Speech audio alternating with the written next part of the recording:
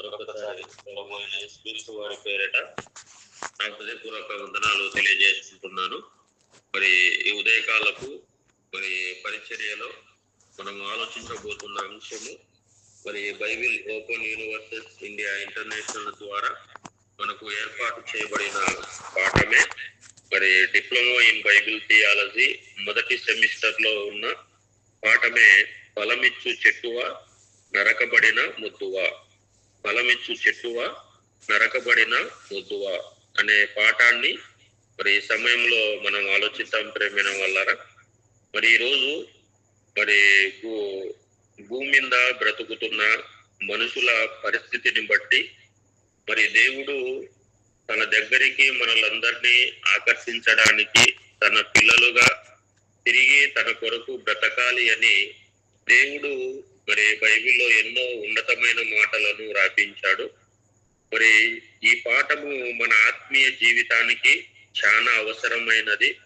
ప్రతి ఒక్క క్రైస్తవుడు మరి దేవుని నమ్మిన ప్రతి ఒక్కరికి ఈ పాఠము చాలా అవసరము.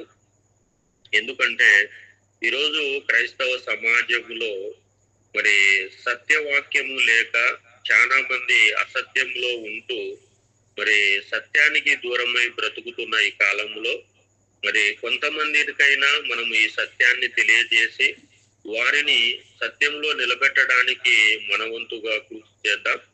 మరి సత్యాన్ని స్వీకరించడం సమాజంలో ఉన్న మనుషులకు చాలా కష్టమైంది ప్రేమైన వాళ్ళరా. ఈరోజు మనిషి అసత్యాన్ని నమ్మినంత సులువుగా సత్యాన్ని నమ్మడం అనేది చాలా కష్టం. ఈజీగా అసత్యాన్ని నమ్ముతాడే తప్ప సత్యాన్ని నమ్మడు. ఈరోజు మరి అనేక మంది దేవుని సేవకులుగా మరి పరిచర్య జరిగిస్తున్నారు.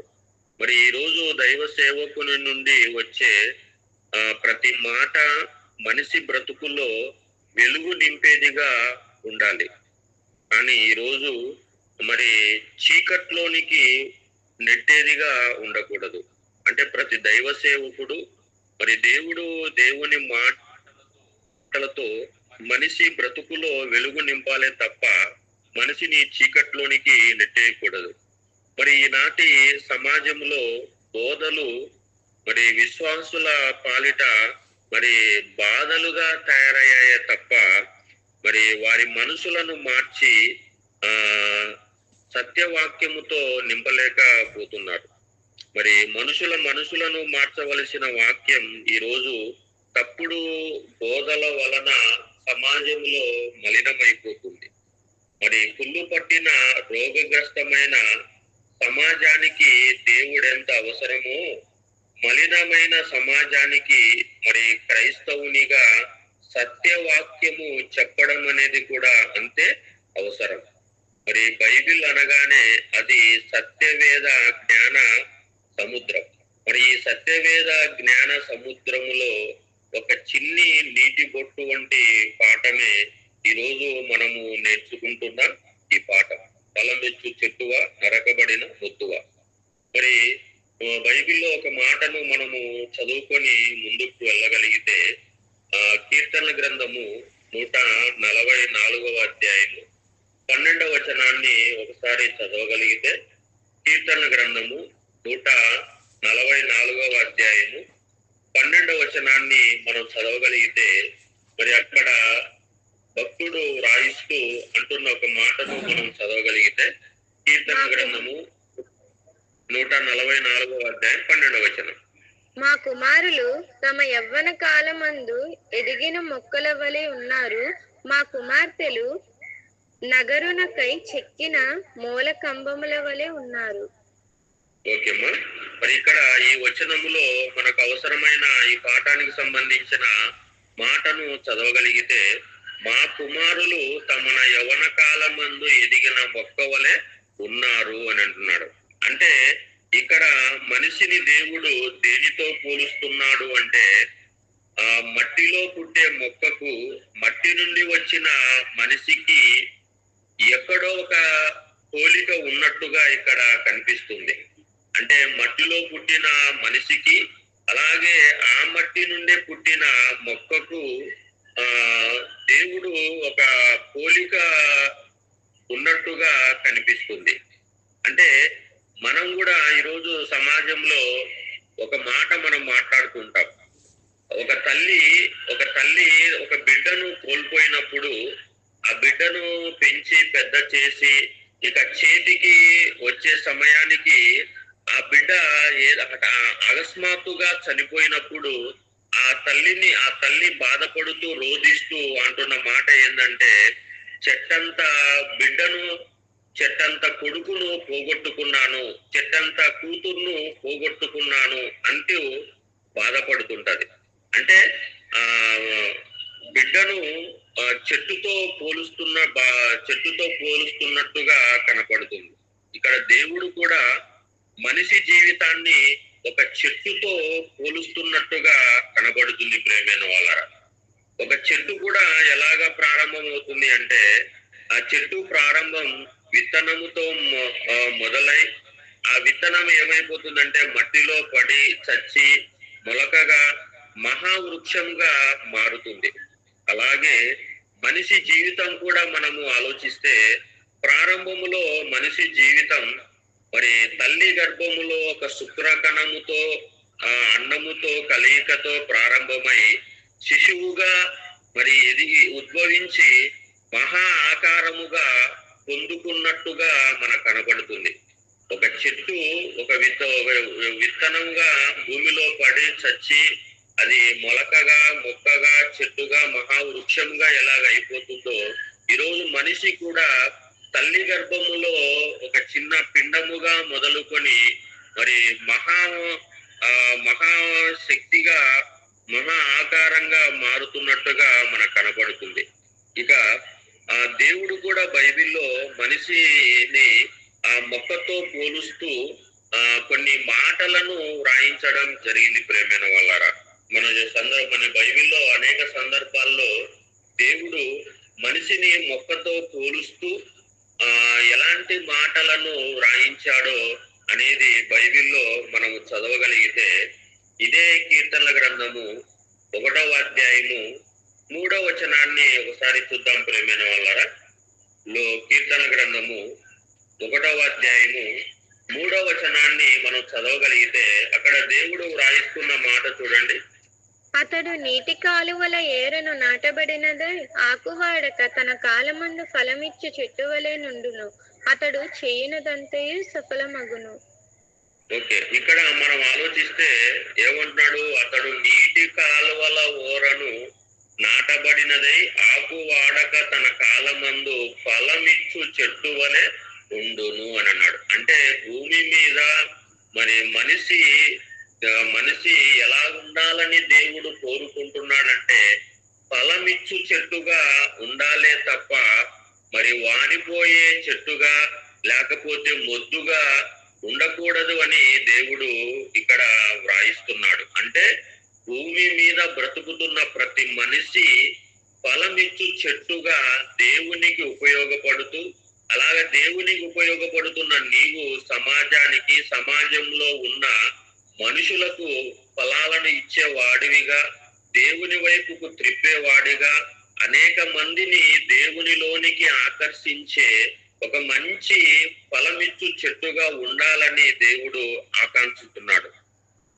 అది అందుకనే ఆకు వాడక తన కాలమందు ఫలమిచ్చు చెట్టు వలె ఉండాలి. మరి ఈ రోజు దేవుడు ఆశించిన ప్రకారం, దేవుడు కోరుకుంటున్న ప్రకారము భూమి మీద ఉన్న మనుషులు ఎలాంటి వారిగా ఉంటున్నారు అంటే, ఫలమిచ్చే చెట్టుగా లేరు గాని వాడిపోయే చెట్టుగా, అలాగే ఏమీ దేవుణ్ణి తెలియని వారుగా, దేవుణ్ణి తెలుసుకొని సరైన విధంగా బ్రతకని మొద్దులుగా ఉంటున్నారు. ప్రేమైన వాళ్ళ, ఎంత వాక్యాన్ని వింటున్నా, ఎన్నో మాటలను ఈ రోజు మన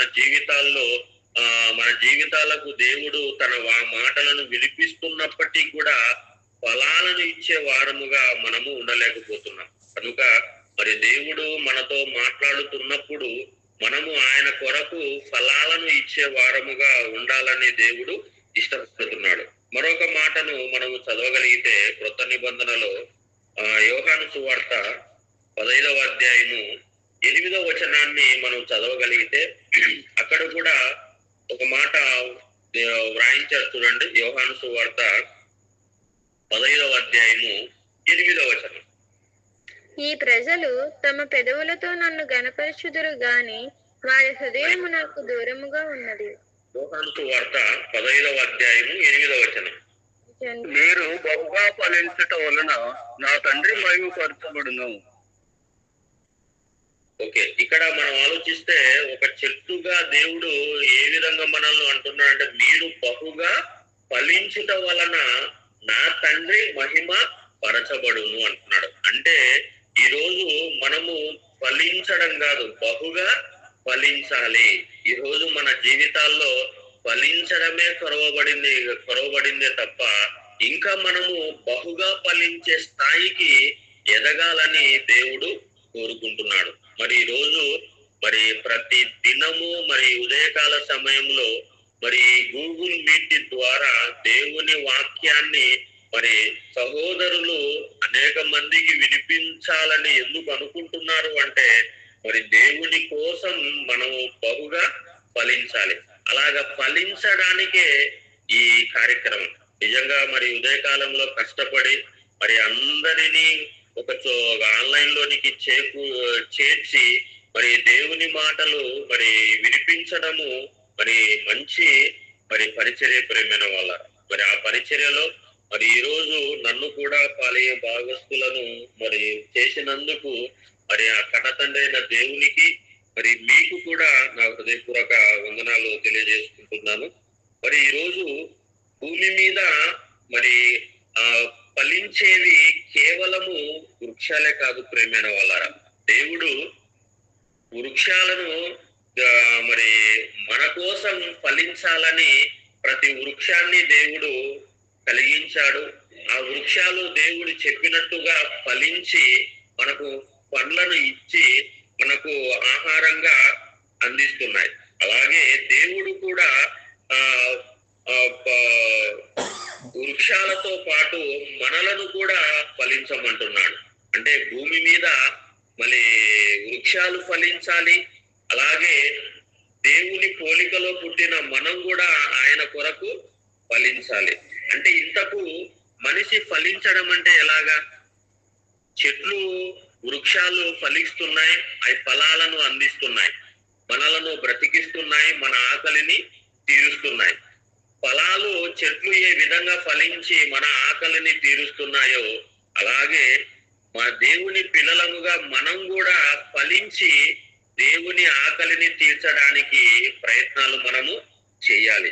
మరి మనిషి ఫలించడం అంటే మనకు ప్రారంభంలో మనకు ఒక మాటను ఆదికాండంలో కనబడుతుంది. దేవుడు మరి ప్రారంభ జంట అయిన ఆదాము అవ్వలను ఆశీర్వదిస్తూ పలికిన మాట ఏందో మనందరికీ తెలిసిందే. ఒకసారి ఆ మాటను చదువుకొని ముందుకు వెళదాం. ఆదికాండము మొదటి అధ్యాయము 28వ వచనాన్ని మనం చదవగలిగితే అక్కడ ఏమంటున్నాడు? ఆదికాండము 28వ వచనం. దేవుడు వారిని ఆశీర్వదించెను, ఎట్లనగా మీరు ఫలించి అభివృద్ధి పొంది విస్తరించి భూమిని నిండించి దాన్ని లోపరుచుకొనుడి. ఓకే మా చాలు. ఇక్కడ ఏమంటున్నాడు? మీరు ఫలించి అభివృద్ధి పొంది విస్తరించి భూమిని నిండించమన్నాడు. అంటే దేవుడు కేవలం ఇది ఒక్కటి మాత్రమే కాదు, అంటే తమ గర్భాల ద్వారా ఈ భూమిని మరి పిల్లలతో నిండించాలి. అంత మాత్రమే కాక కేవలం పిల్లలతో మాత్రమే నిండించడము కాకోకుండా మరి దేవుడు కూడా మరొక విషయములో మనలను ఫలించమని మరి ఈ పాఠము ద్వారా మనకు తెలియజేస్తున్నాడు. అంటే మనిషి కూడా తన జీవిత కాలములో ఫలించే ఫలాలు ఉన్నాయి. ఆ చెట్టుకు కాసిన ఫలాలను మరి మనము ఆరగిస్తున్నాం, తింటున్నామే తప్ప మరి మనిషి కూడా దేవునికి కొన్ని ఫలాలను ఇవ్వాలన్న సంగతి ఈరోజు మనము మరిచిపోయాం. ఏమండి, ఈరోజు చెట్టుకు కాసిన ఫలాలను తింటున్నాము, ఏమండి బాగున్నాయని వాటికి సర్టిఫికేట్ ఇస్తున్నాం. కానీ మనము కూడా ఈ ఫలాలను తిన్న మనము కూడా దేవునికి కొన్ని ఫలాలు ఇవ్వాలన్న సంగతిని మర్చిపోయాం ప్రేమైన వాళ్ళ. ఇలాగా మర్చిపోయిన మనకు దేవుడు మళ్ళీ గుర్తు చేస్తూ, నాయన మీకు ఫలాలను నేను ఇచ్చాను, ఎన్నో చెట్ల ద్వారా ఫలాలు మీకు ఇస్తున్నారు, అలాగే మీరు కూడా ఈ పండ్లను తింటూ నాకు కూడా మీరు ఫలాలు ఇవ్వాలని దేవుడు ఆశపడుతున్నాడు ప్రేమైన వాళ్ళ. కానీ ఈరోజు దేవుడు ఇచ్చిన పండ్లను మనం తింటున్నామే తప్ప మనము దేవునికి ఇవ్వవలసిన ఫలాలను ఇవ్వకోకుండా పోతున్నాం. అందుకనే నిజంగా ఏంటి ఆ ఫలాలు, ఎలాగా అనేది మనము చదవగలిగితే మరొక మాట, మత్తయి సువార్త 13వ అధ్యాయం 19వ వచనాన్ని మనం చదవగలిగితే అక్కడ అంటున్న ఒక మాటను మనము ఆలోచిద్దాం. చూడండి, మత్తయి సువార్త 13వ అధ్యాయం 19వ వచనం ప్రేమైన వాళ్ళారా, ఒకసారి చూడండి. మత్తయి సువార్త 13వ అధ్యాయం 19వ వచనం. ఎవడైనను రాజ్యమును గూర్చిన వాక్యము వినియు గ్రహింపకయుండగా దుష్టుడు వచ్చి వాని హృదయములో విత్తబడిన దానిని ఎత్తుకొని పోవును. త్రోవ పక్కన విత్తబడిన వాడు వీడే. ఓకే, ఇక్కడ మనం ఈ మాటలో ఉన్న పరమార్థాన్ని ఆలోచిస్తే మానవ హృదయమే ఒక ఫలించే భూమి. మానవ హృదయమే ఒక ఫలించే భూమి అనుకుంటే ఆ భూమిలో వేయబడే విత్తనం ఏది అంటే వాక్యం ప్రేమైన వాళ్ళరా. మరి ఈరోజు ఈ వాక్యాన్ని మనం విత్తుతున్నప్పుడు ఈ వాక్యము హృదయములోనికి వెళ్ళి విత్తబడిన ఈ వాక్యాన్ని ఫలాన్ని తీసుకొని వచ్చే వారముగా మనము ఉండాలి. మరి ఈరోజు ఎంతమంది వాక్యాన్ని వింటున్నారే తప్ప విన్న వాక్యాన్ని ఫలాల రూపములోనికి తీసుకొని రాలేకపోతున్నారు. అలాగా ఎందుకు రాలేకపోతున్నారు అంటే విత్తబడినది దాన్ని ఫలములోనికి తీసుకొని రాకుండా, ఫలించకోకుండా, దాన్ని భద్రము చేసుకోకుండా మనం ఉంటున్నాం. మనం అలాగా విత్తబడిన వాక్యాన్ని భద్రము చేసుకోకపోతే ఏమైపోతుంది అంటే ఆ విత్తబడిన వాక్యాన్ని ఎత్తుకొని పోవడానికి రెడీగా ఉన్నాడు అపవాది. ఈరోజు అనేక మంది నిజంగా దేవుని కొరకు ఎందుకు స్థిరంగా నిలబడలేకపోతున్నారు అంటే విత్తబడిన వాక్యాన్ని హృదయములో ఉంచుకోకపోవడం బట్టే. కాబట్టి ఆ వాక్యాన్ని ఉంచుకోవడానికి మనము ప్రయత్నము చేద్దాం. మరి విత్తబడిన ఈ వాక్యము మరి 30దంతలుగా 60దంతలుగా 100ంతలుగా ఫలించి మరి దేవుని కొరకు ఫలాలను ఇవ్వాలి ప్రేమైన వాళ్ళ. ఆ ఫలాలు శరీర సంబంధమైన ఫలాలు కాదు, దేవుడు కోరుకుంటున్నది ఆత్మ సంబంధమైన ఫలాలు. మరి శరీర సంబంధమైన ఫలాలు ఈరోజు మనకు భూమి మీద దొరుకుతాయి, కానీ ఆత్మ సంబంధమైన ఫలాలు ఈరోజు భూమి మీద ఏ షాపులో ఉండవు. మరి ఎక్కడ దొరుకుతాయి ఈ ఆత్మ ఫలాలు అంటే నిజంగా ఆత్మ ఫలాల కోసమే దేవుడు మరి ఎదురు చూస్తున్నాడు. మరి అంతరంగములో నుండే ఈ ఆత్మ ఫలాలు అనేవి బయలుపడతాయి. అందుకనే దేవుడు ఈ ఆత్మ ఫలాలను గురించి, ఎలాంటి ఫలాలు కావాలి, మరి ఫలించే చెట్టుగా మనము ఎలాంటి దేవుని కొరకు ఫలాలు ఇవ్వాలని దేవుడు ఆశపడుతున్నాడు అనేది మనము చదవగలిగితే మరొక మాటను చదువుకొని ముందుకు వెళ్దాం ప్రేమైన వాళ్ళారా. గలతీలకు రాసిన పత్రిక 5వ అధ్యాయం 22వ వచనాన్ని మనం చదవగలిగితే అక్కడ అంటున్న మాట చూడండి. గలతీలకు రాసిన పత్రిక 5వ అధ్యాయం 22వ వచనం. అయితే ఆత్మఫలం ఏమనగా ప్రేమ, సంతోషం, సమాధానం, దీర్ఘశాంతం, దయాలత్వం, మంచితనం, విశ్వాసం, సాత్వికం, ఆశా నిగ్రహం. ఓకే, ఇక్కడ ఈ ఆత్మ ఫలాలు ఏంటి అనేది దేవుడు ఇక్కడ వ్రాయించడం స్పష్టంగా కనపడుతుంది. ఆత్మ అనే వృక్షానికి, ఆత్మ అనే చెట్టుకు కాయవలసిన ఫలాలే ఈ ఆత్మ ఫలాలు.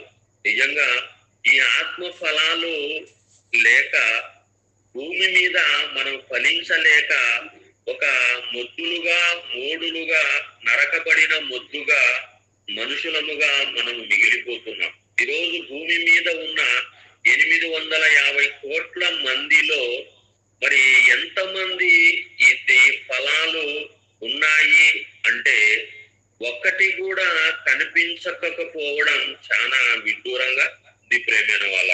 నిజానికి ఈరోజు మనము మరణించే సమయానికి దేవునికి కొరకు మరి ఈ దేవుడు ఆశించే ఈ 9 ఫలాలను మనము ఫలించి దేవుణ్ణి సంతోషపెట్టే వారముగా ఉండాలి ప్రేమైన వాళ్ళరా.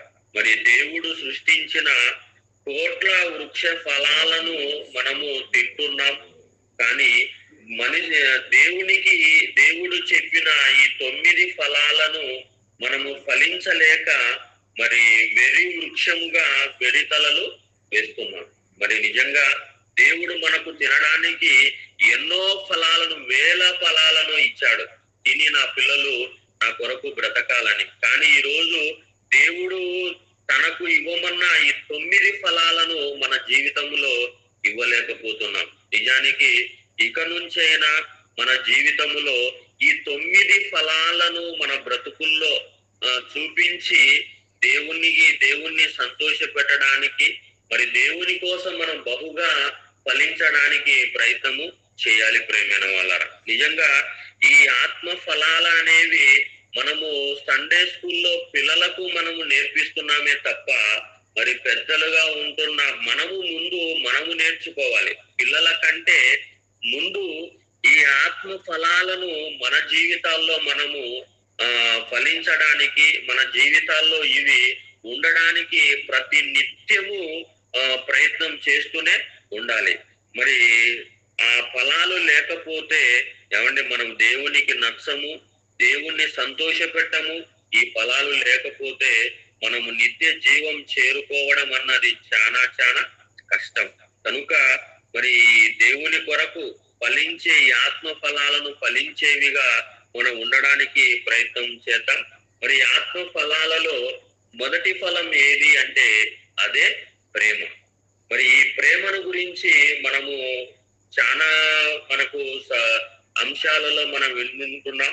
ఈ ప్రేమ అనేది ఈరోజు ప్రేమ ఉండాలి, ప్రేమతో మనం నడవాలి, ప్రేమించాలి అని చెప్పుకుంటున్నామే తప్ప దీన్ని మన జీవితములో ఆచరించడం అనేది లేదు ప్రేమైన వాళ్ళ. ప్రసంగాలుగా, పాఠాలుగా మనము ప్రేమించాలి, అందరము ఒకరినొకరు ప్రేమించాలని చెప్పుకుంటూనే కూడా మనలో ఈ ప్రేమ అన్నది సరైన విధంగా ఉండలేకపోతుంది. అలాంటి వారిగా మనం ఉండకోకుండా ప్రేమిస్తూ అనేక మందిని దేవుని వైపుకు నడిపించడానికి ప్రయత్నం చేద్దాం. మరి ఈ ప్రేమ అంటే ప్రేమైన వాళ్ళారా లోక సంబంధమైన ప్రేమ కాదు. లోక సంబంధమైన ప్రేమకు దేవుని ప్రేమకు చాలా వ్యత్యాసం ఉంది. ప్రేమ అంటే నిజమైన ప్రేమ దేవుని దగ్గర ఉంది, కానీ ఈరోజు మనుషులు ప్రేమకు నిర్వచనం దేవుడే తప్ప మనుషులు కాదు. అందుకనే బైబిల్ ఒక మాటను ఈ ప్రేమ గురించి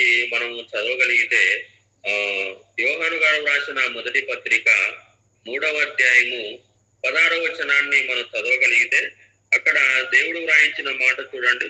యోహాను గారు రాసిన మొదటి పత్రిక 3వ అధ్యాయము 16వ వచనం.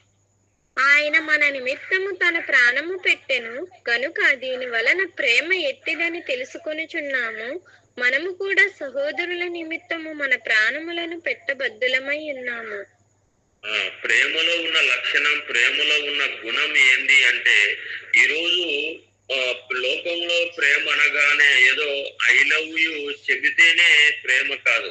ఏమండి, అది నిజమైన ప్రేమ కాదు ప్రేమైన వాళ్ళరా. ఈరోజు ప్రపంచమంతా ప్రేమ అనే మహాసముద్రంలో మునిగిపోతూ అది విఫలమైపోతే ఎదుటి వారిని చంపడానికి కూడా వెనుకాడము లేదు. ఈరోజు యవన దశలో పుట్టే ప్రేమ అది ప్రేమ కాదు. అది ఆ యవన దశలో ఆ ప్రేమ ఫలిస్తే అమృతం అనుకుంటాడు. అది ఆ ప్రేమ వికటిస్తే విషములా మారిపోయి తనను తాను చంపుకుంటాడు. లేకపోతే తనకు దక్కని ప్రేమించిన అమ్మాయి గాని ప్రేమించిన అబ్బాయి గాని దక్కకపోతే వాళ్ళను కూడా దారుణంగా చంపుతున్నారు. ఇది ప్రేమ కాదు ప్రేమైన వాళ్ళ. నిజ నిజమైన ప్రేమ ఎలాగుంటుంది అంటే నిజంగా అది దేవునిలో మనం చూస్తాం, ఆయన కుమారుడైన యేసుక్రీస్తు వారిలో మనం చూస్తాం.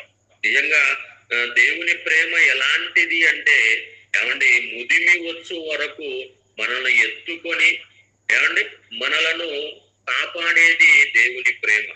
అలాగే మన కొరకు మన రక్షణ కొరకు మనల్ని నిత్య జీవం మనలను నిత్య జీవంలో కూర్చుండబెట్టడానికి తన ప్రాణాలనే పణంగా పెట్టిన ప్రేమ యేసుక్రీస్తు వారి ప్రేమ.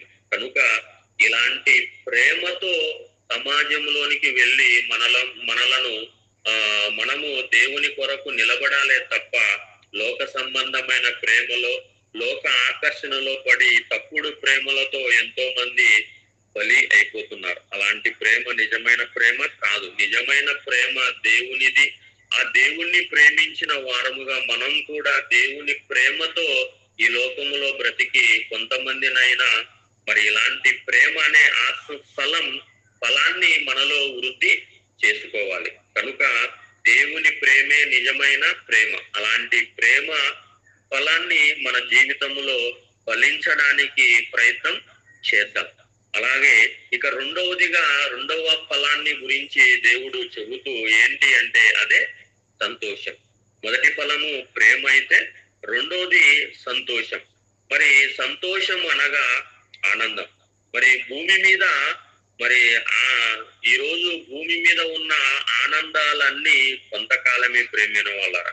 మరి క్షణిక సుఖాల కోసం పరుగులు తీస్తూ మరి అనేకమైన శిక్షలు అనుభవిస్తున్నారు. మరి నిజమైన సంతోషం కోసం ప్రతి మనిషి ఈరోజు ప్రయత్నము చేయాలి. మరి క్రైస్తవుడు లోకాన్ని బట్టి ఆనందించడం కంటే దేవుని బట్టి ఆనందించడమే మేలు. ఈరోజు క్రైస్తవులముగా, దేవుని పిల్లలముగా లోక ఆనందం కోసం మనము ప్రాకులాడకూడదు, కానీ దేవుని ఆనందం కోసం క్రీస్తును బట్టి మనము ఎల్లప్పుడూ ఆనందం కలిగి ఉండాలి. ఎలాంటి ఆనందం కలిగి ఉండాలి, ఏది నిజమైన ఆనందము అనేది పౌలు గారు మరి ఫిలిప్పీ సంఘానికి రాస్తూ అంటున్న మాటను ఒకసారి చదవగలిగితే, ఫిలిప్పీలకు రాసిన పత్రిక 4వ అధ్యాయము 4వ వచనాన్ని చదవగలిగితే అక్కడ అంటున్న మాట చూడండి. ఫిలిప్పీలకు రాసిన పత్రిక 4వ అధ్యాయం 4వ వచనం. ఎల్లప్పుడూ ప్రభువునందు ఆనందించుడి, మరలా చెప్పుదును ఆనందించుడి. అంటే ఆనందం అనేది ఎక్కడుంది? లోకములో లేదు. లోకములో ఉన్న వాటిలో లేదు ఆనందం. ఎక్కడుంది అంటే ప్రభువునందు ఆనందించుడి, మరలా చెప్పుదును ప్రభువునందే ఆనందించాలి. అంటే ప్రభువులో ఉంటే ఆనందం, ప్రభువు చెప్పిన పనిని చేస్తూ ఉంటే ఆనందమే తప్ప అది శాశ్వతమైన ఆనందం. కానీ ఈరోజు మనిషి ఆనందిస్తే ప్రభువునందే ఆనందించాలే తప్ప మనిషి ఈరోజు అలాంటి ఆనందాన్ని పోగొట్టుకొని ఈరోజు మనిషి ఆనందానికి అద్దే లేనట్టుగా లోక సంబంధమైన ఆనందాల్లో మునిగి తేలుతున్నారు. ఈరోజు మరి మనుషులు ఆనందించడానికి ఎన్నో వాటిని కల్పించుకుంటున్నాడు. దేవుని మాటలను, క్రీస్తును వదిలిపెట్టి మరి ఎన్నో ఈరోజు టీవీ కార్యక్రమాల్లో మనం చూస్తే ఈరోజు ఈ సెల్స్ వచ్చిన దగ్గర నుంచి ఎన్నో టిక్ టాక్ల్లో ఆనందిస్తున్నారు.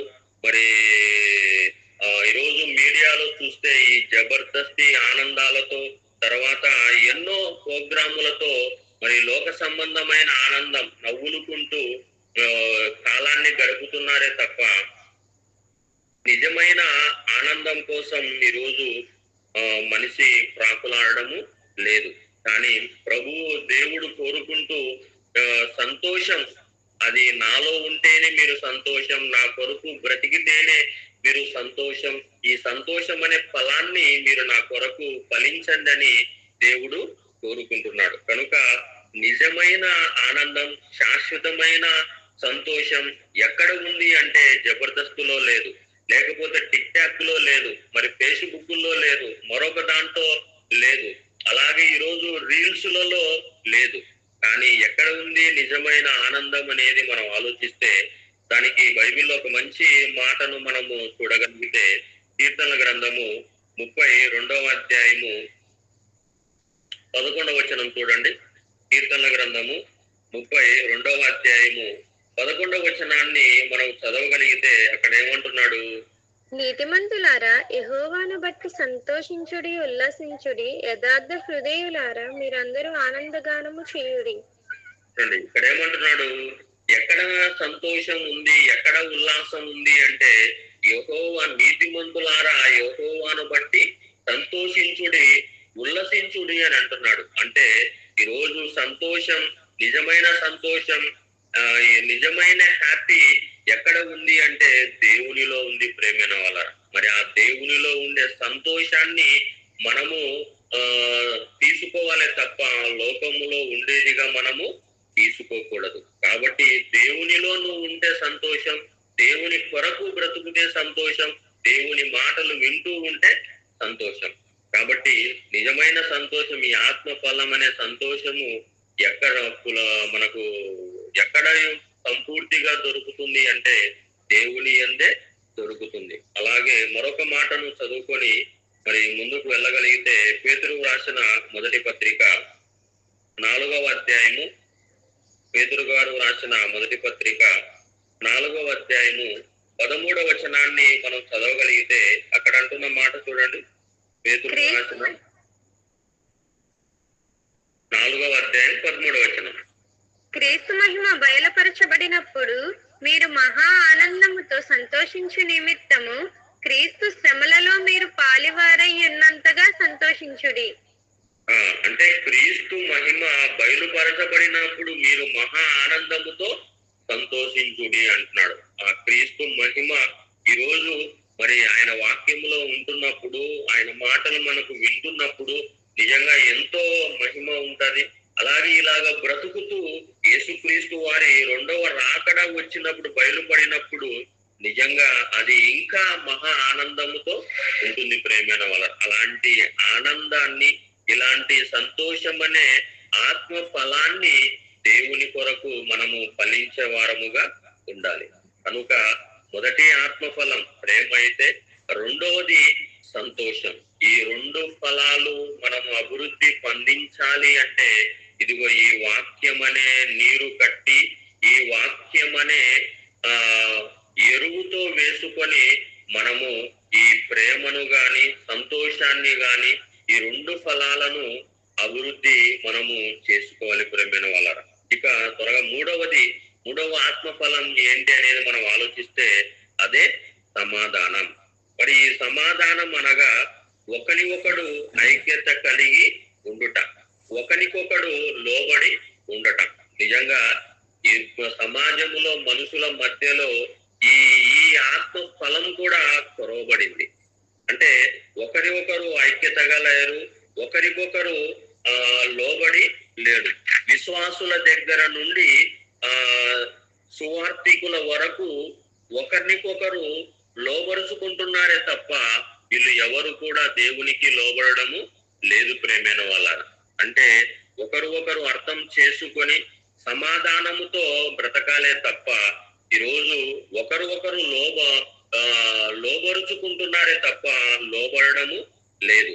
నిజానికి ఒక భార్యగా భర్తకు నువ్వు లోబడి ఉండాలి, తిరగబడకూడదు. కానీ ఈరోజు ఎంతమంది భార్యలు తమ భర్తలకు లోబడుతున్నారు, అలాగే ఎంతమంది భర్తలు తమ భార్యలను ప్రేమించగలుగుతున్నారు అనేది మనము ఆలోచించాలి. లోబరుచుకుంటున్నారే తప్ప ఎవరు కూడా దేవునికి లోబడే వాళ్ళు లేరు. కానీ మరి ఈ కాలములో మనుషుల మధ్య, దేశాల మధ్య లేనిది సమాధానం లేకపోవడమే. అందుకనే ఈరోజు మనుషుల మధ్యలో, దేశాల మధ్యలో సమాధానము లేదు గనుకనే ఈరోజు యుద్ధ వాతావరణం. ఈ రోజు చూడండి సమాజంలో ఎలాంటి భయంకరమైన పరిస్థితులు తలెత్తుతున్నాయి. దేశాల మధ్య యుద్ధాలు ఎందుకు, యుద్ధ వాతావరణం ఎందుకు ఏర్పడింది అంటే ఆ దేశానికి ఈ దేశానికి మధ్యలో ఈ సమాధానము లేకపోవడం బట్టే. కాబట్టి సమాధానము లేని జీవితాలలో, సమాధానము లేని వారికి సమాధానాన్ని కలిగించడానికే మరి దేవుని వాక్యము మనము చెప్పాలి. వాక్యము ద్వారా అనేక మందిని సమాధాన పరచడానికి మన వంతుగా కృషి చేయాలి. ప్రతి మనుషుల్లోనికి వాక్యం వెళితే దాని ప్రతి ఒక్కరితో మనిషి సమాధాన పడడానికి అవకాశము ఉంది. మరి ఈ ఆత్మ ఫలానికి సంబంధించిన మాటలను మనము చదవగలిగితే యాకోబు రాసిన పత్రిక 3వ అధ్యాయం 18వ వచనం. యాకోబు రాసిన పత్రిక 3వ అధ్యాయము 18వ వచనాన్ని మరి ఈ సమాధాన ఆత్మ ఫలానికి సంబంధించిన మాటను దేవుడు వ్రాయిస్తూ యాకోబు గారి ద్వారా ఏమంటున్నాడు? 3వ అధ్యాయము 18వ. నీతి ఫలము సమాధానము చేయవారికి సమాధానమందు విత్తబడును. నీతి ఫలము సమాధానము చేయువారికి సమాధానమందు విత్తబడును. మరి ఈ రోజు ఎంతమంది ఈ ఫలాన్ని విత్తుతున్నారు? సమాధానం విత్తలేదు, కానీ అందరూ విరోధంగా ఏమంటే ఒకరొకరు అసూయతో, ఒకరొకరు ద్వేషముతో, ఒకరొకరు కక్షలతో ఉంటున్నారే తప్ప, ఆ విత్తనాలను విత్తుతున్నారే తప్ప సమాధానం అనే విత్తడము లేదు ప్రేమైన వాళ్ళ. కనుక ఈ రోజు ఈ దేవుని ఆయన మాటలను వింటున్నప్పుడు మనమైనా మరి మనలో సమాధానంగా ఉందాము. మనుషులందరితో సమాధానంగా ఉండడానికి ప్రయత్నము చేద్దాం. అదే దేవుడు ఆశపడేది, దేవుడు ఇష్టపడేది. సంఖ్యాకాండము ఇంకొక మాట 6వ అధ్యాయము 26వ వచనాన్ని మనం చదవగలిగితే అక్కడ కూడా వ్రాయించిన మాటను చూడండి. సంఖ్యాకాండము 6వ అధ్యాయము 26వ వచనం. సంఖ్యాకాండము 6వ అధ్యాయము 26వ వచనంలో ఉన్న మాట చూడండి. యెహోవా నీ మీద తన సన్నిధి కాంతి ఉదయింపజేసి నీకు సమాధానము కలుగజేయును గాక. అంటే తన దేవుని సన్నిధి కాంతి మన మీదికి వస్తే మనలో ఏం వస్తుంది అంటే సమాధానము వస్తుంది. అంటే సమాధానం అనే ఆత్మ ఫలము రావాలి అంటే మన దేవుని కాంతి, ఉదయ కాంతి మన మీద ప్రకాశింపజేయాలి. అప్పుడు ఎప్పుడు నీ మీదికి ఉదయ కాంతి వస్తుంది అంటే నువ్వు ఎప్పుడు దేవుని ఆకర్షణలోనికి, దేవుని సన్నిధిలోనికి సంఘముగా కూడుకుంటూ సహవాసములో ఉంటే నీకు దేవుని ఉదయ కాంతి నీ మీద ఉంటుంది ప్రేమైన వాళ్ళ. మరి ఉదయ కాలములో మనము ఈ గూగుల్ మీట్ ద్వారా దేవుని సన్నిధిలో ఉంటున్నాము అంటే ఆయన ఉదయ కాంతి మన మీద ఉంది కనుకనే ఇప్పుడు మనం దేవుని దగ్గరికి వచ్చాం. ఇలాగ వస్తే ఏమైపోతుంది అంటే ఈ మాటలు వినడం బట్టి సమాధానము అనేది మన మీదికి వస్తుంది. కాబట్టి ఆ సమాధానముతో మనము ఉందాం ప్రేమైన వాళ్ళరా. ఇంకొక మాట, మంచి మాటను ప్రభువారు మరి చెబుతూ తన బోధలలో పలికిన మాటను మనము చదవగలిగితే మత్తయి సువార్త 5వ అధ్యాయము 9వ వచనం చూడండి. నిజంగా నీ సమాధానము గల వారముగా ఉంటే, సమాధానం ఉంటే మనం ఎలాంటి స్థితిలోనికి వెళ్ళిపోతాం? 5వ అధ్యాయం 9వ వచనం. వారు ధన్యులు, వారు దేవుని కుమారులనబడుదురు. సమాధానపరచు వారు ధన్యులు, వారు దేవుని కుమారులు అనబడుదురు అంటారు. అంటే మనము మనిషికి మధ్య సమాధానం తేవాలే తప్ప మనిషికి మధ్య దూరము పెంచకూడదు. అలాగ దూరం నువ్వు పెంచుతున్నావు అంటే నువ్వు దయ్యానికి సంబంధించిన వాడవే తప్ప దేవునికి సంబంధించిన వాడవు కావు. మనం దేవుని కుమారులము కావాలి అంటే ఎక్కడైనా మనం ఉన్న చోట గాని, మన పని చోట గాని, ఎక్కడైనా మన ద్వారా సమాధానాన్ని కలగాలి తప్ప విరోధ భావాన్ని మనము పెంచకూడదు. అలాగా అందుకే ఏమంటాడు? సమాధానపరచు వారు ధన్యులు, వారు దేవుని కుమారులు అనబడుదురు. అంటే మనము దేవుని కుమారులము అనబడాలి అంటే మనము సమాధానం అనే ఆత్మ ఫలాన్ని పెంచి పెద్ద చేయాలి. మరి ఈ రోజు ఎంతవరకు పెంచగలుగుతున్నాం?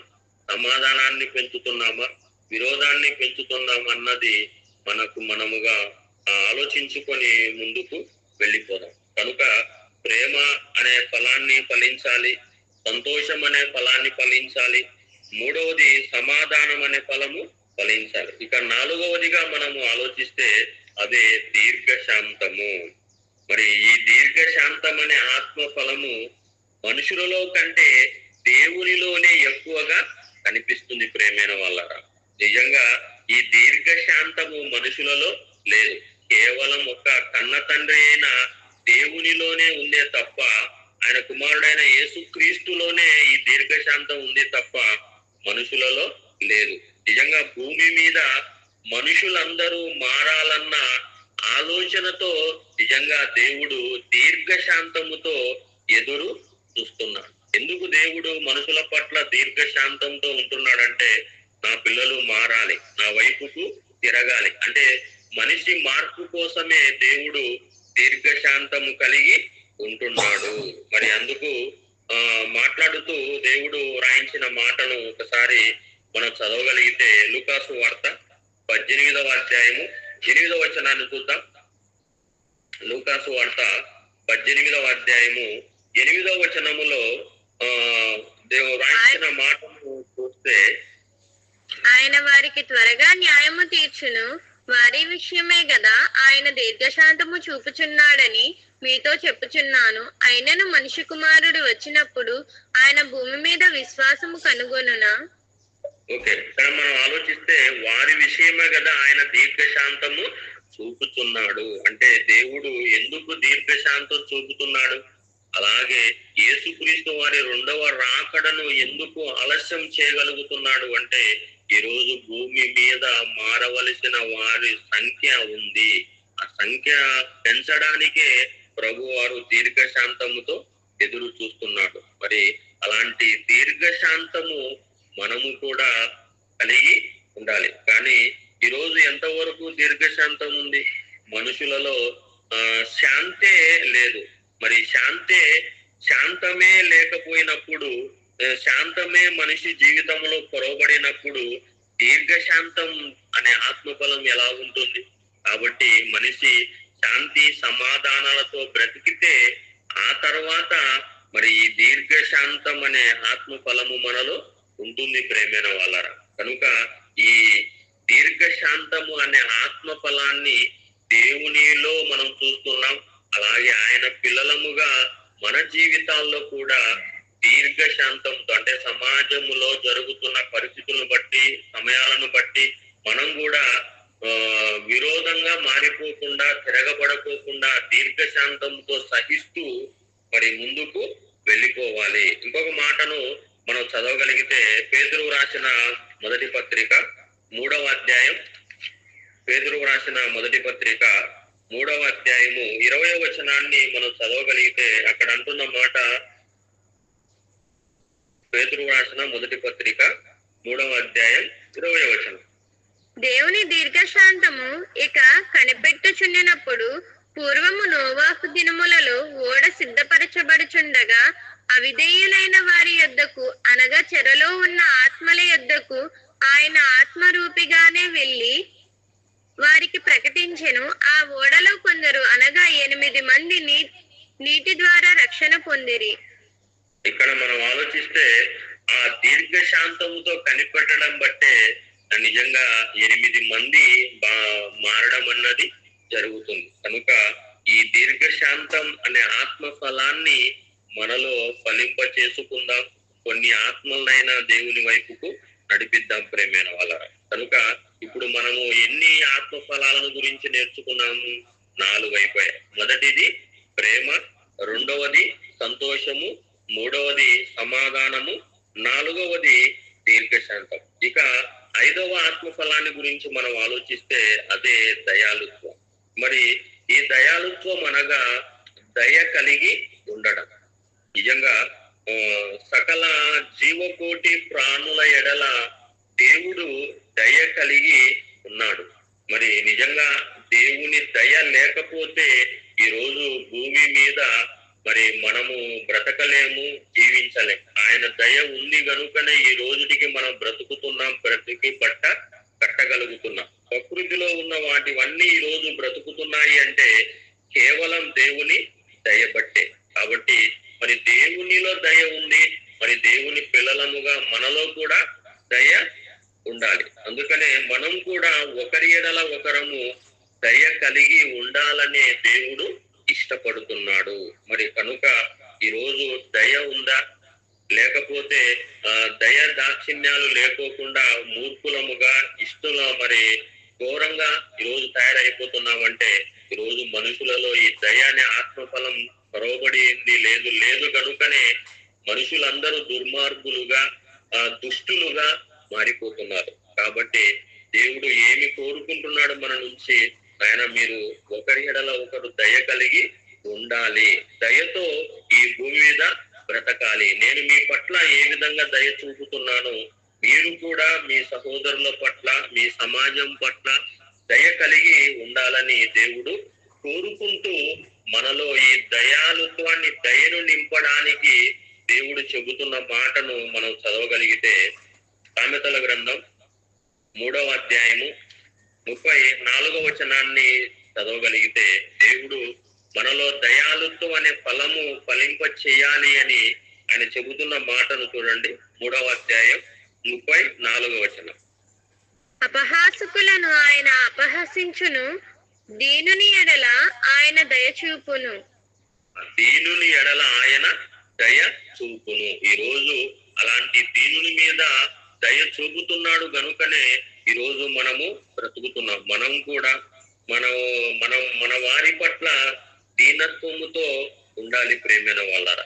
ఒక మాట చూద్దాము. 14వ అధ్యాయం ఇదే సామెతల గ్రంథం 9వ వచనాన్ని చదవగలిగితే అక్కడ వ్రాయిస్తున్న మాట ఏంది? సామెతల గ్రంథం 14వ అధ్యాయం 9వ వచనం. మూఢులు చేయు అపరాధ పరిహారార్థ బలి వారిని అపహాస్యము చేయును, యథార్థవంతులు ఒకరి యందు ఒకరు దయ చూపుదురు.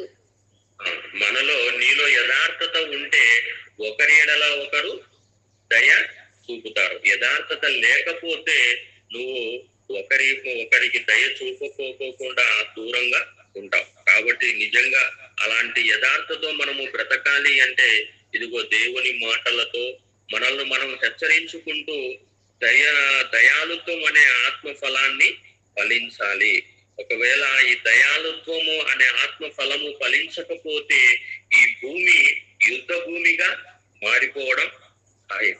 కాబట్టి దయ లేకపోతే ఈరోజు యుద్ధాలుగా సమాజంలో ఘోరమైన స్థితిలోనికి వెళ్ళిపోతాయి. కనుక మరి తండ్రి అయిన దేవుడు మనకు తన దయా కిరీటం మన మీద ఉంచాడు గనుకనే మరొక సంవత్సరాన్ని, మరొక దినాన్ని మనము చూడగలుగుతున్నాం. అదే దేవుడు దయ చూపకపోతే మరొక దినం వచ్చేది కాదు, మరొక సంవత్సరం మనకు వచ్చేది కాదు. కనుక దేవుడు మనలో నుంచి ఆశించే మరి 5వ ఆత్మ ఫలమే దయాలుత్వము. ఇక 6వదిగా మంచితనం. మరి ఈ మంచితనం అనే ఆత్మ ఫలము మనలో ఉండాలని దేవుడు ఇష్టపడుతున్నాడు. అందుకనే ఒక కవి తన కలముతో కవిత్వం రాస్తూ అంటున్న మాట ఏంటంటే ఆయనే గురిజాడ అప్పారావు గారు. మంచి అన్నది పెంచుమన్నా అన్నాడు. అంటే ప్రతి మనిషిలో ఏముండాలి అంటే మంచి ఉండాలి. మంచి అనేది లేకపోతే వాడు మనిషే కాదు ప్రేమైన వాళ్ళరా. అంటే ఈరోజు మనిషి అన్న వాడిలో మంచి ఉండాలి తప్ప చెడు ఉండకూడదు. కానీ ఈరోజు మనిషిలో మంచి కంటే చెడునే ఎక్కువగా ఉంది కనుకనే ఈరోజు సమాజంలో మరి మనిషి భ్రష్టు పట్టి పోతున్నాడు. అలాగా మనము కూడా భ్రష్టు పట్టకోకుండా ఉండాలి అంటే మనలో మంచి అన్నది పెంచుకోవాలి. ఆ మంచిని పెంచడానికే దేవుడు మరి తన కుమారుడైన యేసుక్రీస్తుని భూమి మీదకి పంపించి మంచి మాటలను 66 పుస్తకాలుగా మన చేతుల్లో పెట్టాడు. మరి 66 పుస్తకాలను మనం చదివితే మన జీవితాల్లో మంచి అనేది పెరుగుతుంది. అందుకనే మరి ఎఫెసీయులకు రాసిన పత్రిక త్వరగా ముగించుకుందాం. 5వ అధ్యాయము 9వ వచనాన్ని మనం చదవగలిగితే ఏమంటున్నాడు అక్కడ? ఎఫెసీయులకు రాసిన పత్రిక 5వ అధ్యాయం 9వ వచనం. ప్రేమైన వాళ్ళ వెలుగు ఫలము సమస్త విధములైన మంచితనము, నీతి, సత్యమును వాటిలో కనబడుచున్నది. వెలుగు ఫలము సమస్త విధములైన మంచితనము. వెలుగు ఫలం, ఆ వెలుగులో నువ్వు ఉంటే నువ్వు మంచిగా బ్రతుకుతావు. లోకానికి వెలుగుగా యేసుక్రీస్తు వచ్చాడు. వెలిగించాడు, అనేక మందిని వెలిగించి మంచి మార్గములో నిలబెట్టాడు. మరి ఈ రోజు ఆ వెలుగులో మనం కూడా ఉంటే మంచితనముతో ఈ భూమి మీద మనము బ్రతుకుతాం ప్రేమైన వాళ్ళరా. కనుక భూమి మీద మంచి మనుషులే కరువయ్యారు. ఇక వారిలో మంచితనం ఎలా వస్తుందో చెప్పండి. ఏమండి, మంచి మనసులే కరువైనప్పుడు, మంచి మనసులే లేకపోయినప్పుడు ఇక వాళ్ళ మంచితనం ఎలా ఉంటది? కాబట్టి మనిషిలో మంచితనము రావడానికి ఇదిగో మంచి వాక్యాన్ని చెప్పి మనిషిలో మంచితనాన్ని పెంచాలి ప్రేమైన వాళ్ళరా. కాబట్టి మరి బుద్ధి మంచిదైతే మనిషి మంచివాడు అవుతాడు, బుద్ధి లేకపోతే మనిషి చెడ్డవాడైపోతాడు. కాబట్టి మన మనిషిలో మంచి బుద్ధి రావాలి అంటే బుద్ధి, జ్ఞానములు, సర్వ సంపదలు క్రీస్తు యందే ఉత్తములై ఉన్నవి. కాబట్టి ప్రతి మనిషిని క్రీస్తు దగ్గరికి వస్తే మంచి బుద్ధి వచ్చాది, బుద్ధి వస్తే మంచివాడు అయిపోతాడు ప్రేమైన వాళ్ళరా. అందుకనే మరొక మాట, ఈ మంచితనాన్ని గురించిన మాటను మనము చదవగలిగితే 2వ దినవృత్తాంతముల గ్రంథము 12వ అధ్యాయము 12వ వచనాన్ని మనం చదవగలిగితే అక్కడ వ్రాయించిన మాట చూడండి. దినవృత్తాంతముల 2వ గ్రంథము 12వ అధ్యాయము 12వ వచనం. అతడు తన్ను తాను తగ్గించుకొనినందున యెహోవా అతన్ని బొత్తిగా నిర్మూలము చెయ్యక యూదావారు కొంతమట్టుకు మంచితనమును అనుసరించుట చూచి తన కోపము అతని మీద నుండి త్రిప్పుకొనెను. దేవుడి కోపము ఎందుకు త్రిప్పుకున్నది అంటే యూదావారు కొంత మటుకు మంచితనము అనుసరించుట చేత. అంటే మంచిగా మనము బ్రతికితే దేవుని కోపము మన మీద నుండి వెళ్ళిపోతుంది. అదే నువ్వు బ్రతికితే, మంచిగా నువ్వు దూరం అయిపోతే దేవుని కోపము నీ మీద వస్తుంది, దేవుని ఉగ్రత మన మీద కుమ్మరిస్తాడు, మనము నాశనం అయిపోక పడు. కాబట్టి దేవుని ఉగ్రతకు, దేవుని కోపానికి మన గురి కాకుండా ఉండాలి అంటే భూమి మీద మంచితనం అనే ఆత్మ ఫలము కలిగి ఉండాలి ప్రేమైన వాళ్ళారా. ఇక 7వ ఆత్మ ఫలాన్ని గురించి మనం ఆలోచన చేయగలిగినట్లయితే అదే విశ్వాసం. మరి ఈ విశ్వాసము చాలా గొప్పది. ప్రతి క్రైస్తవునిలో ఉండవలసింది, ప్రతి దేవుని నమ్మిన వారిలో ఉండవలసింది విశ్వాసం. నిజంగా ఈరోజు బైబిల్లో వ్రాయబడిన ఒక మంచి మాటను మనం చదవగలిగితే, విశ్వాసులకు అందరికీ తండ్రిగా అబ్రహాం గారు నిలబడ్డారు. నిజంగా దేవుడు మరి ఆయననే అబ్రహాము గారిని విశ్వాసులకు తండ్రిగా నిలబెట్టాడు అంటే ఊరికనే ఆయన విశ్వాసులకు తండ్రిగా పిలువబడలేదు. నిజంగా ఆయన జీవితములో దేవుని కోసము ఎన్ని త్యాగాలు చేశాడు, దేవుడు అంటే ఎంత పిచ్చిగా ప్రేమించాడు గనుకనే ఆయనను విశ్వాసులకు తండ్రిగా అబ్రహాం గారిని నిలబెట్టాడు. విశ్వాసమునకు కర్తగా యేసుక్రీస్తును నిలబెడితే విశ్వాసులకు తండ్రిగా గాని ఇప్పుడున్న తరము వారికి గాని రాబోతున్న తరము వారికి గాని విశ్వాసులకు తండ్రి అబ్రహమ గారే తప్ప మరి ఎవరు కూడా లేరు. మరి ఎందుకు అంత విశ్వాసముతో ఆయన ఉంటున్నాడు అంటే నిజంగా మరి దేవుడు పిలువగానే తన ఇంటిని, తన స్వజనులందరినీ విడిచిపెట్టి దేవుడు పిలిచిన చోటికి వెళ్ళిపోయాడు. అలాగే తన కొడుకు, ఏకైక కొడుకు, 100 సంవత్సరాల్లో పుట్టిన కొడుకును దేవుడు అడగగానే బలికి ఇవ్వడానికి సిద్ధపడ్డాడు. అంటే దీని వెనకల దేవుని మీద ఆయనకున్న అపారమైన విశ్వాసం. మరి ఈ రోజు ఈ విశ్వాసంలో మనం రోజుకు డౌన్ అయిపోతున్నాం. చిన్న కష్టం వచ్చినా దేవుని మీద విశ్వాసాన్ని కోల్పోతాం, చిన్న బాధ వచ్చినా దేవుని మీద విశ్వాసాన్ని మనం కోల్పోతాం. అలాంటి వారంగా మనం ఉండకోకుండా విశ్వాసం అనే ఆత్మ ఫలాన్ని మనలో అభివృద్ధి చేసుకోవాలి. అందుకనే ఈ విశ్వాసానికి సంబంధించిన ఫలాన్ని గురించి చెబుతూ ఏమంటున్నాడు? హెబ్రీయులకు రాసిన పత్రిక 11వ అధ్యాయము 6వ వచనం. ప్రేమైన వాళ్ళారా, హెబ్రీయులకు రాసిన పత్రిక 11వ అధ్యాయం 6వ వచనములో వ్రాయబడిన మాట చూడండి. హెబ్రీయులకు రాసిన పత్రిక 11వ అధ్యాయం 6వ వచనం. విశ్వాసము లేకుండా దేవునికి ఇష్టడై ఉండుట అసాధ్యము, దేవుని యొద్దకు వచ్చువాడు ఆయన ఉన్నాడనియు తన్ను వెతుకు వారికి ఫలము దయచేయువాడనియు నమ్మవలెను గదా. అంటే దేవుని యొద్దకు వచ్చువానికి ముందు ఏముండాలి? విశ్వాసం. విశ్వాసం లేకపోతే దేవునికి నువ్వు ఇష్టడవు కాదు, అయిష్టుడు అవుతావు. కాబట్టి దేవుని దగ్గర నీకు వస్తున్నావు అంటే ఆయన ఉన్నాడని, ఆయన నీ ఆత్మకు తండ్రి అని నమ్మాలే తప్ప మరి ఇలాంటి విశ్వాసంతో నువ్వు రావాలి.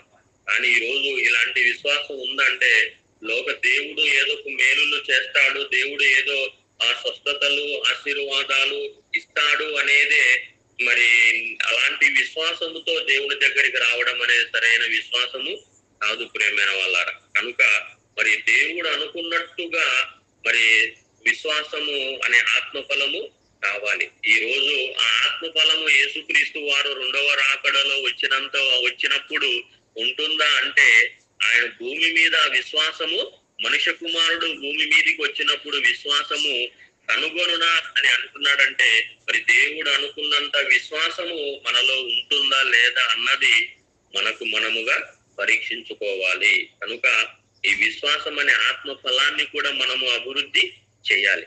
ఇక 8వ ఆత్మ ఫలాన్ని గురించి మనం ఆలోచన చేయగలిగితే అదే సాత్వికము. మరి భూమి మీద యేసుక్రీస్తు రాకముందు సాత్వికుడు బ్రతికిన వ్యక్తి మోషే గారు. అందుకనే మోషే గారి గురించి దేవుడు వ్రాయించిన మాట సంఖ్యాకాండము 12వ అధ్యాయము 3వ వచనాన్ని మనం చదవగలిగితే ఏం రాయించాడు? సంఖ్యాకాండం 12వ అధ్యాయము 3వ వచనములో రాయబడిన మాట ఏంది? యెహోవా ఆ మాట వినెను, మోషే భూమి మీదనున్న వారందరిలో మిక్కిలి సాత్వికుడు. మోషే గారు భూమి మీద ఉన్న వారందరికంటే సాత్వికుడు. మరి అజ్ఞాన యుగములో మనిషికి సాత్వికం అనేది కొరవబడితే మరి విజ్ఞాన యుగములో బ్రతుకుతున్న మనిషికి సహనం ఎక్కడుంటది? ప్రేమైన వాళ్ళ ఈ విజ్ఞాన యుగములో మనము సాత్వికముతో సహనముతో ఉండాలి. ఈ రోజు ఇశ్రాయేలీల మనస్తత్వం ఎలాంటిదైతే పెడితే పెళ్లి, పెట్టకపోతే దినం, ఏమండి దినం కోరుతారు. అలాంటి ఇశ్రాయేలీయులకు మరి వారిని సహించాలి అంటే టన్నుల కొద్దీ సాత్వికము సహనము అవసరం. మరి అలాంటి సాత్వికము సహనం కలిగి ఉంది కనుకనే నిజంగా అంత లక్షల మంది ఇశ్రాయేలీయులను సహించి వారికి నాయకుడుగా మోషే గారు నిలబడ్డాడు అంటే అలాగ నిలబెట్టింది ఏంటంటే ఆయనలో ఉన్న సాత్వికం. ఈ రోజు మనము 30 మందిని 40 మందిని 60 మందిని సంఘాలలో నిలబెట్టలేకపోతున్నా. దానికి కారణం ఏంటంటే మనలో సాత్వికం అనేది లేకపోవడం, సహనం అన్నది లేకపోవడం. కాబట్టి ఆయన 60 లక్షల మందిని నాయకుడుగా నిలబెట్టాడు అంటే ఆయనలో ఉన్న ఆత్మ ఫలం ఏంటంటే సాత్వికం. ఈ రోజు మనము కొంతమందినైనా నిలబెట్టలేకపోతున్నాం, వారికి నాయకత్వాన్ని వహించలేకపోతున్నాం అంటే మనలో కొరవబడిన ఆత్మఫలం ఏంటంటే సాత్వికము. కాబట్టి ఇలాంటి సాత్వికం అన్నది మనలో ఉండాలి ప్రేమైన వాళ్ళ. మరి మోషే గారి తర్వాత భూమి మీద సాత్వికుడుగా నిలిచింది యేసుక్రీస్తు ప్రభుల వారే. అదే ఆయన గురించి బైబిల్లో వ్రాయించిన మాట మత్తయి సువార్త 11వ అధ్యాయము 29వ వచనాన్ని మనం చదవగలిగితే అక్కడ ఏమంటున్నాడు చూడండి. మత్తయి సువార్త 11వ అధ్యాయం 29వ వచనాన్ని మనం చదవగలిగితే అక్కడ వ్రాయించిన మాట ఏంది? నేను సాత్వికుడను దీన మనసు గలవాడను గనుక మీ మీద నా కాడి ఎత్తుకొని నా యొద్ద నేర్చుకొనుడి, అప్పుడు మీ ప్రాణములకు విశ్రాంతి దొరుకును. యేసుక్రీస్తు ఏమన్నా? నేను సాత్వికుడను దీన మనసు గలవాడను. కాబట్టి యేసుక్రీస్తుని ఈ రోజు శక పురుషునిగా, యుగ పురుషునిగా, ప్రపంచానికి ఒకే ఒక రక్షకుడిగా చేసింది ఏంటంటే ఈ సాత్వికం, దీన మనసు. కాబట్టి ఈ రోజు మన కోసం ప్రాణం పెట్టిన ప్రభువు భూమి మీద సాత్వికుడుగా బ్రతికితే ఈ రోజు ఆయన నమ్ముకున్న మనము కూడా ఈ సాత్వికం అనే ఆత్మ ఫలాన్ని మనలో పెంపొందించుకోవాలి. అందుకనే ఈ ప్రభువారు పలికిన కొండ మీద ప్రసంగములో మత్తయి సువార్త 5వ అధ్యాయము 5వ వచనములో అంటున్న మాట ఏంది? మత్తయి సువార్త 5వ అధ్యాయము 5వ వచనములో వ్రాయబడిన మాటను మనం చదవగలిగితే ఏమంటున్నాడు? సాత్వికులు ధన్యులు, వారు భూలోకమును స్వతంత్రించుకొందురు. సాత్వికం అనే ఆత్మ ఫలము నీలో ఉంటే నువ్వు భూలోకాన్ని స్వతంత్రించుకుంటావు. ఈరోజు ఈ భూలోకం మీద ప్రభువారు భూలోకాన్ని, పరలోకాన్ని, 3 లోకాలకు అధిపతిగా యేసుక్రీస్తు ప్రభుల వారు అయ్యాడు అంటే ఆయనలో ఉన్నది సాత్వికం.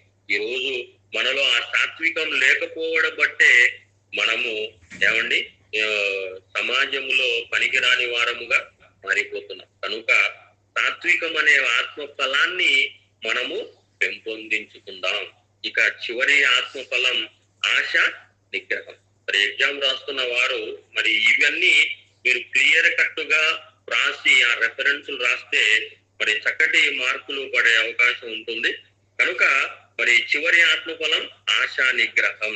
మరి ఆశా నిగ్రహం ఆత్మ ఫలం అనేది మనలో ఉండాలి. శరీరములో పుట్టే కోరికలను నిగ్రహించుట మరి లోకమంతా ఈ కోరికలతో ఏమండి ఉంటున్నప్పుడు మరి మనం అమితంగా ఈ లోకాన్ని అనుభవించుకోకుండా ఉండాలి అంటే ఆశా నిగ్రహం అనేది ఉండాలి. ఆశను చంపుకోవాలి, లోకం మీద ఆశను చంపుకోవాలి, పరలోకం మీద ఆశలను పెంచుకోవాలి. ఈ లోకం మీద నువ్వు ఆశను పెంచుకుంటే ఈ లోకములోనే ఉంటావు. పరలోకం మీద ఆశను పెంచుకుంటే పరలోకానికి అర్హుడవుగా వెళ్ళిపోతావు. కనుక యేసుక్రీస్తు వారి భూమి మీద ఉన్నప్పుడు ఆయన ఆశలను అన్ని చంపుకున్నాడు కనుకనే పరలోకానికి వెళ్ళిపోయాడు. మనం ఈ రోజు లోకంలో ఉన్నదంతా ఎలాంటిది అని చెప్పాడు.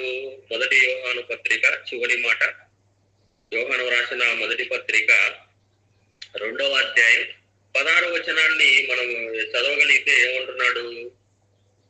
లోకములు ఉన్నదంతయు అనగా శరీరాశయు, నేత్రాశయు, జీవపు డంబమును తండ్రి వలన పుట్టినవి కావు, అవి లోక సంబంధమైనవే. లోక సంబంధమైన వాటి మీద నువ్వు మనసు పెట్టుకోకూడదు. కాబట్టి ఈ శరీరాశ, నేత్రాశ, జీవపు డంబాన్ని, ఈ ఆశలను మనము చంపగలిగితే జయశాలులముగా ఈ లోకములో నిలబడతాం. కాబట్టి ఈ రోజు ప్రేమైన దేవుని వాళ్ళారా, మరి 9 ఆత్మ ఫలాలను ఏంటంటే ప్రేమ, సంతోషము, సమాధానము, దీర్ఘశాంతము, దయాలుత్వము, మంచితనము, విశ్వాసము, సాత్వికము, ఆశా నిగ్రహం, ఈ ఆత్మ ఫలాలను మనము పెంచి పోషిస్తే నిజంగా దేవుడు ఎంతో ఆనందపడతాడు. ఫలించే చెట్టుగా మనం ఉంటామే తప్ప మరి నరకబడిన మొద్దుగా మనము ఉండం. మరి నరకబడి మొద్దుగా ఉండి నరకములో జారిపోవుట కంటే ఫలించే ఆత్మ ఫలాలుగా మనము ఉండాలి. కనుక మనం ఆలోచిస్తే నోవాహులో నీతి ఫలం అనేది ఉంది, అబ్రహాము గారిలో విశ్వాస ఫలం అనేది ఉంది, మోషే గారిలో సాత్వికం అనే ఆత్మఫలం ఉంది, యోబు గారిలో సహనం అనే ఆత్మఫలం ఉంది, దావీదు గారిలో నలిగిన హృదయం అనే ఆత్మఫలం ఉంది, సొలొమోను గారిలో జ్ఞానం అనే ఆత్మఫలం ఉంది. కానీ యేసుక్రీస్తు వారిలో మొత్తం 9 అన్ని ఫలాలు ఆయనలో ఉన్నాయి. ఈ రోజు అన్ని ఫలాలు ఆయనలో ఉన్నాయి కనుకనే ఆయన పరలోకానికి వెళ్ళి తండ్రి కుడిపార్శ్వమున కూర్చున్నాడు. కనుక ఈ రోజు దేవుడు కోరుకుంటున్న ఈ ఆత్మ ఫలాలను మనము దేవుని కొరకు ఫలించాలి. ఒకవేళ ఫలించకపోతే దేవుడు ఇచ్చే వార్నింగ్ ఏందో తెలుసా? దేవుడు ఆశపడుతున్నా, దేవుడు కోరుకుంటున్నా, దేవుడు ఇష్టపడిన ఈ ఆత్మ ఫలాలు అన్ని మనం దేవుని కొరకు పెంచాలి. అలాగ పెంచకపోతే ఏమంటున్నాడు? మత్తయి సువార్త 3వ అధ్యాయం 10వ వచనం. మత్తయి సువార్త 3వ అధ్యాయం 10వ వచనం. ఇప్పుడే గొడ్డలి చెట్ల వేరున ఉంచబడి ఉన్నది కనుక మంచి ఫలములు ఫలింపని ప్రతి చెట్టును నరకబడి అగ్నిలో వేయబడును అన్నాడు.